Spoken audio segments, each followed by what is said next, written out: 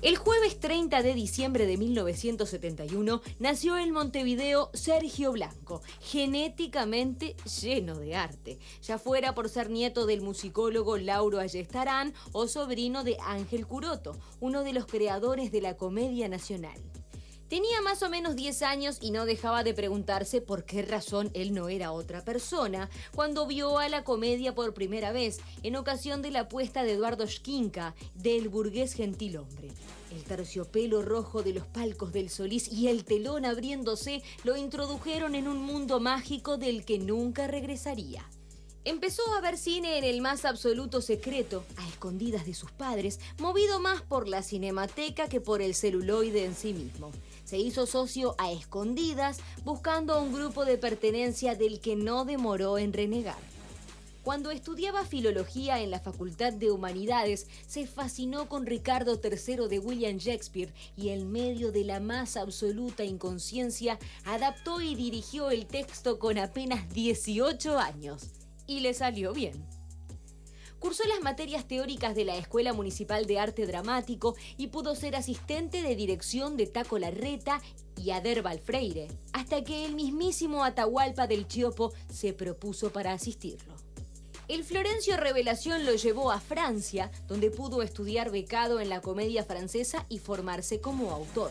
Cuando terminó la beca, permaneció en París viviendo sin salir a la calle, dedicando cada minuto a escribir teatro, sin papeles ni identidad.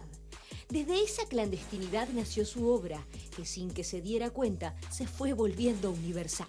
Llegaron los premios, las puestas en escena en América y Europa, los seminarios y las clases magistrales que de repente lo convirtieron en uno de los dramaturgos más importantes de los últimos tiempos, que escribe sobre sí mismo porque quiere que lo quieran. Radicado definitivamente en París, Sergio Blanco acaba de recibir en Londres el premio OFI a la mejor obra nueva por La ira de Narciso, reconocimiento que lo distingue como uno de los principales creadores del planeta que sabe que la escritura es un suicidio permanente.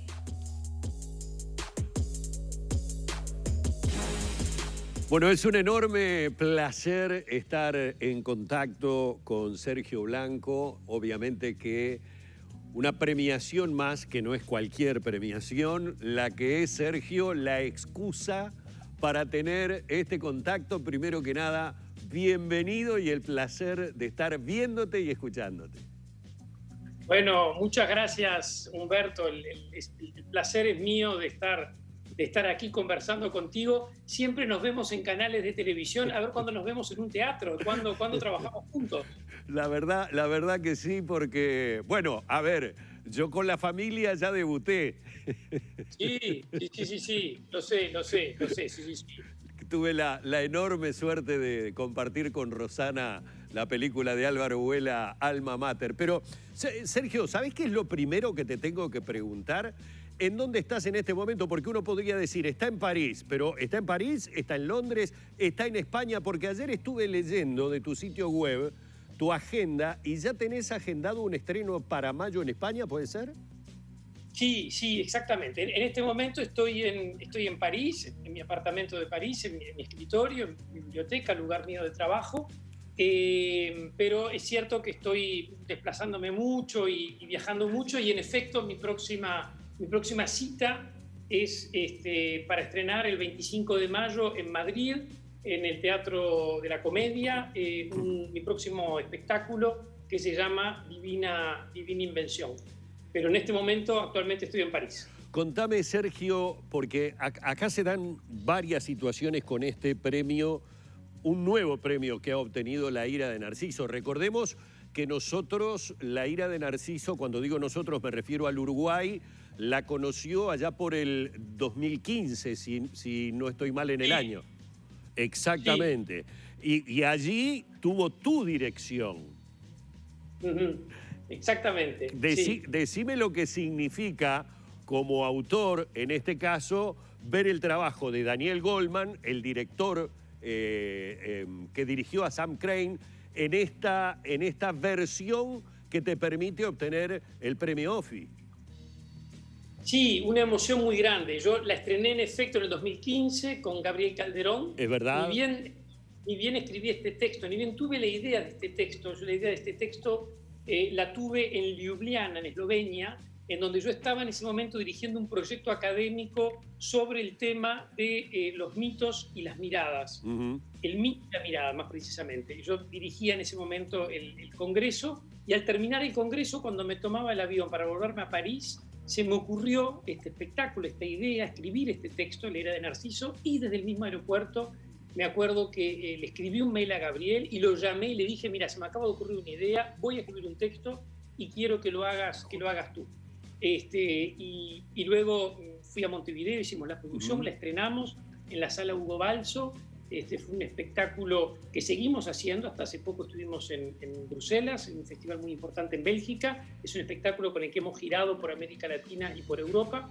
Y luego empezaron a aparecer distintos directores que la fueron montando en distintos países. Es una obra que se hizo en Argentina, que se hizo en Brasil, que se hizo en Costa Rica, que se hizo en Venezuela, que se hizo en España. Y bueno, un día me llegó el pedido de Daniel Goldman, que es un gran director británico, director inglés, que hizo una apuesta extraordinaria. Yo tuve la suerte y el privilegio de poder asistir al estreno el año pasado, fue en el 2020, de asistir a Londres justo antes de la pandemia, al estreno en una apuesta excepcional y extraordinaria, no solamente por la dirección hecha por Daniel Goldman, sino por la actuación y por la interpretación del actor Sam Crane, que hacía un trabajo extraordinario. Sin lugar a dudas que siempre es muy emocionante ver el texto que uno escribió en un escenario y en un lugar como Londres, interpretado y dirigido por este tipo de personas. Sin lugar a dudas es muy emocionante. Sergio, pero también yo me voy a meter en algún detallecito que tiene que ver con parte de tu vida y con, por ejemplo, yo no sé si decir la palabra resistencia, pero cierta antipatía que en un momento de tu vida te causaba el idioma inglés, no así el francés, que por algo lo elegiste. En eso, bueno, me haces acordar un poco a la generación del 900. Yo ahí me acuerdo de Roberto de las Carreras y aquella locura que tenía aquella ciudad de Montevideo porque sus intelectuales viajaran ¿a dónde? Viajaran a París, viajaran a Francia, supieran francés. ¿Qué te significó verla en inglés, que es un idioma que tengo entendido en determinada etapa de tu vida no te pareció demasiado amable?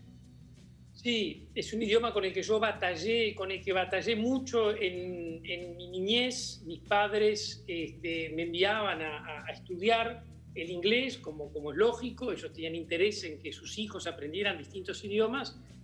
Y yo estudiaba el inglés, era una lengua que no me gustaba, no me sentía cómodo, no me gustaban las pronunciaciones que tenía que hacer, sentía que era una lengua agresiva para mi aparato fonético. La cultura británica era una cultura que no me interesaba necesariamente, no me interesaba el rock, no me interesaba la realeza británica, no me interesaba su historia, no me interesaban sus policías, no me interesaba su ciudad, hasta que de pronto a la edad de 10 años escucho una maestra que entra y que nos empieza a hablar en francés, y que era nuestra profesora de francés en la Escuela Bélgica del Prado. Y a partir de ese momento sentí lo mismo que sentí cuando escuché Mozart la primera vez. Sentí que algo se activaba en mí y que había una nueva escucha, y a partir de ese momento yo pedí a mis padres para estudiar francés. Ellos hicieron un sacrificio muy grande. La Alianza Francesa también en su momento lo hizo, porque me dio una beca de estudios. La mitad era una beca y la mitad la pagaban mis padres, haciendo un esfuerzo descomunal. Mi madre era profesora de literatura, es profesora de literatura, jubilada en este momento, y yo tengo el recuerdo, trabajaba en distintos liceos, en que el salario de uno de esos liceos era para pagar mis estudios en la Alianza Francesa. Y allí en la Alianza Francesa se abrió para mí un mundo opuesto al mundo británico, se abrió el mundo de Brassens, se abrió el mundo de Rimbaud, el mundo de Molière, el mundo de Montaigne, el mundo también de la Fondue, el mundo del agua Perrier, el mundo del Roland Garros. Se abrió un mundo que me pareció extraordinario, el mundo que tenía como devisa libertad, igualdad, fraternidad, y me sentí absolutamente atraído por ese mundo, que también era el mundo de Balzac, de Stendhal, de Flaubert, y desde ese momento en que empecé a hacer mis estudios en francés, supe que algún día quería vivir en esta lengua. No tanto, yo siempre digo que la elección de vivir en Francia no es una elección territorial o geográfica, sino lingüística. Supe desde ese momento tuve una relación de amor profunda con esa lengua, y que es una lengua que estudié con mucho cariño, con mucho esfuerzo, muy ayudado.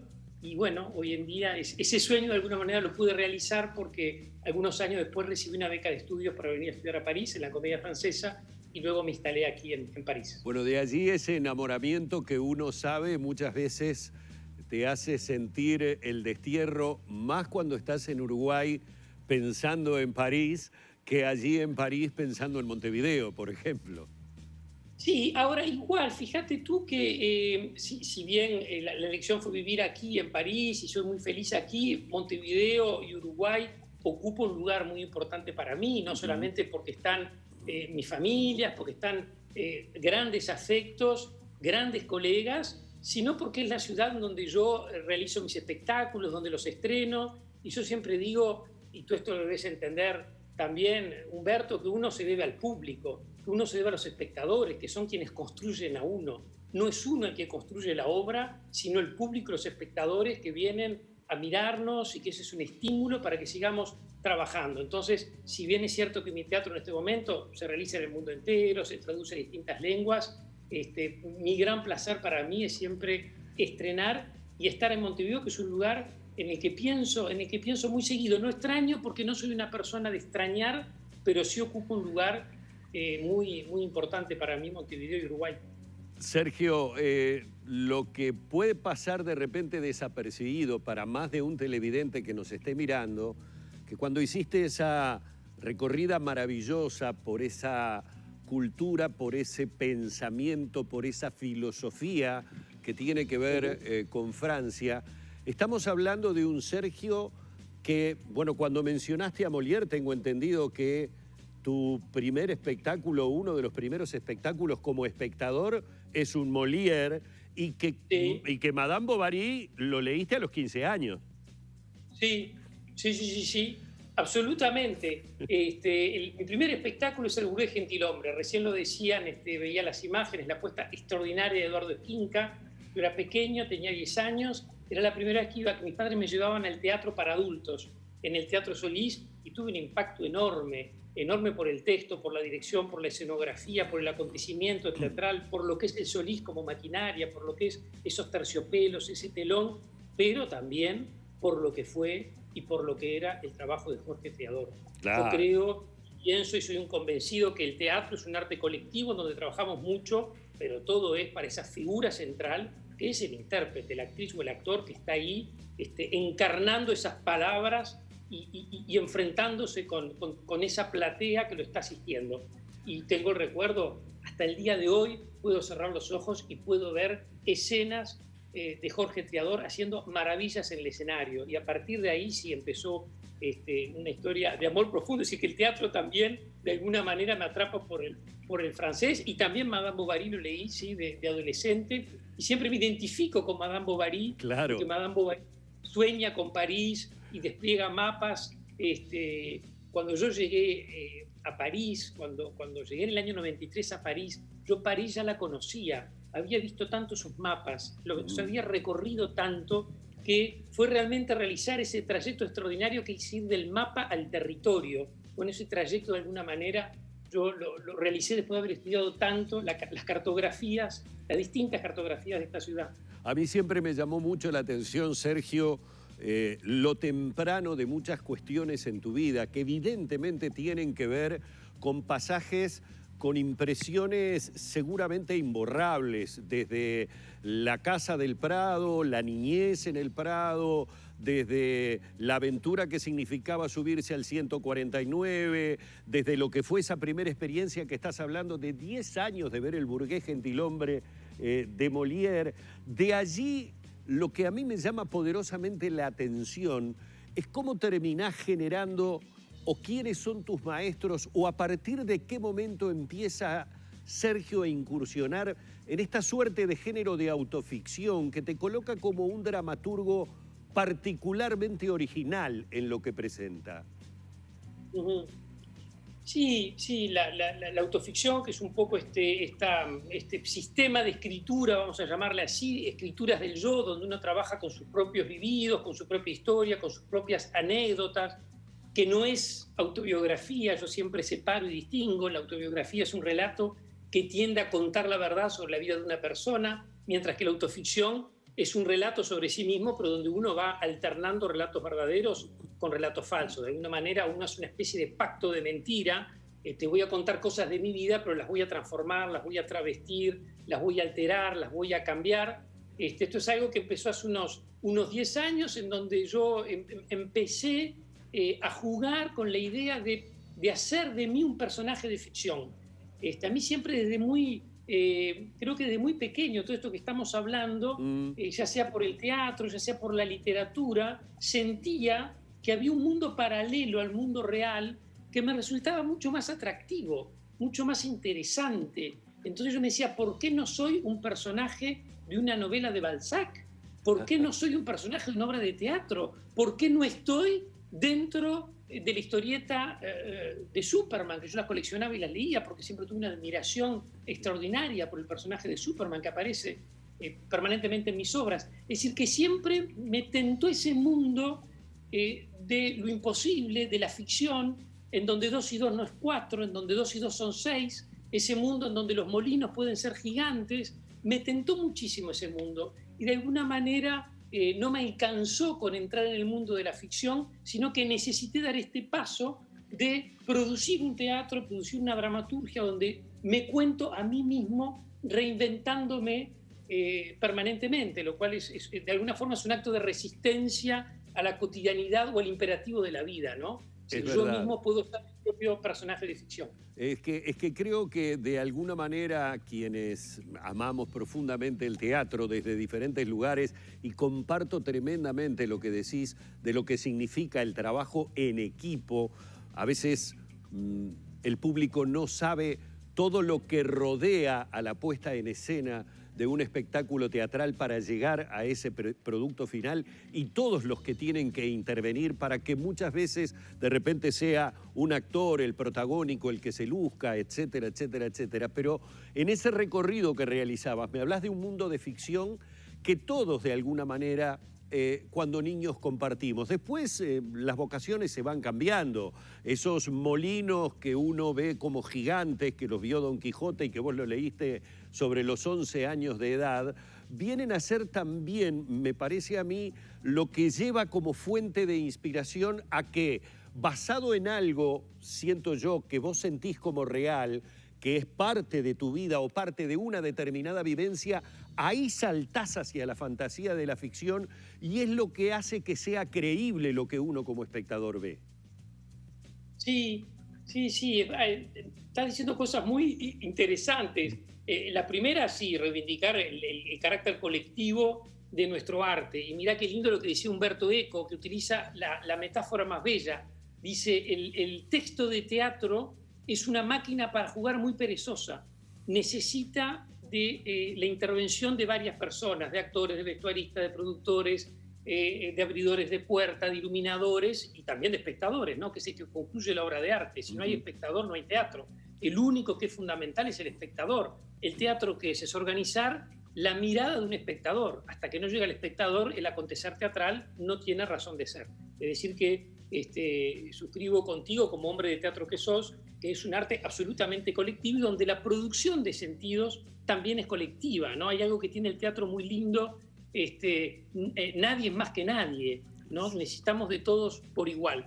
Y con respecto a esto que decías de la ficción y de la fantasía, es algo en lo que participamos todos de niños, con el juego, con la mentira, que es algo muy recurrente en el niño, o con la necesidad de crear espacios imposibles, pero que el ser humano necesita permanentemente para vivir. Necesitamos tanto de lo real como de las ficciones, ¿no? Es decir, hay un peso de lo real que hace que la vida, que la existencia tenga un aspecto un poco duro, un poco difícil. No es fácil vivir. Entonces el arte es un espacio que viene de alguna manera a aliviarnos ese peso de lo real. Y yo creo que antropológicamente no hay sociedad que no haya tenido expresiones artísticas o la necesidad de enfrentarse a los discursos artísticos, ya sea el teatro, ya sea una novela, un poema, un cuento. Necesitamos, o la pintura, necesitamos esos mundos imposibles. Necesitamos escapar del mundo de lo real. Eso es uno yo te diría que uno lo hace como permanentemente para también tratar de salir de las tensiones y de los problemas cotidianos. Yo antes de cerrar, hay dos cosas que quiero destacar, porque con ese mundo de fantasía y hablándome como me hablaste recién de Superman y de la fascinación que te generaban los superhéroes, ¿cómo no pudiste generarte una suerte de personaje de Aquaman para bancarte el cloro de la piscina del Banco República? Era un lugar que yo padecía mucho, no me gustaba nada. Mira, estos días estoy escribiendo sobre ese tema justamente para este espectáculo y tengo un recuerdo muy desagradable porque era no por el propio club, que era Claro. excelente y era muy bueno, sino porque yo sentía que era un lugar donde mi cuerpo tenía que disciplinarse y lo que yo menos quería en ese momento era disciplinarlo. Había dos cosas que detestaba profundamente, el club y el solfeo, porque mis padres también me mandaban a estudiar música, me mandaban a estudiar piano. Como verán, tuve padres que se ocuparon muy bien y con mucho esfuerzo de mi educación. No solamente teníamos que ir a la escuela, sino también aprender idiomas, hacer deporte y hacer música, y yo detestaba el solfeo y detestaba el club, así que sí. Te cuento en el cierre que me río porque son varias cosas en común. A vos te pasaba en el Banco República, a mí me obligaban a ir al Club Olimpia, yo vivía en Canelones y me hacían ir en tren y también odiaba la piscina. Tenemos en común haber leído de niños Robinson Crusoe y la Isla del Tesoro y el amar profundamente el teatro. En el cierre quiero que me digas, porque me parece muy importante, por el sufrimiento que la maldita pandemia ha generado sobre todo el mundo teatral, el recuerdo que tuviste en el momento de recibir este premio para quienes en definitiva todavía estamos esperando para subirnos a un escenario. Absolutamente, pensar en el colectivo teatral, en que no solamente el teatro es la persona que está en escena, o los que más nos visibilizamos, que somos los directores o los dramaturgos, sino que el teatro es la puesta en funcionamiento de muchísimas personas, de muchísimas mujeres y muchísimos hombres que están horas trabajando, que están en circuitos subterráneos que no vemos y que, por supuesto, pienso en toda esa gente, porque el sector teatral es un sector que está muy golpeado y más que nunca necesitamos el apoyo de políticas culturales que sostengan a esas personas. El arte y la creación artística no existe sin el componente humano. Y hay que atender antes que nada ese componente humano para que podamos seguir trabajando y creando para el desarrollo de la sociedad. Sergio, ha sido un enorme placer, aunque sea de esta manera, el que tuviéramos este contacto.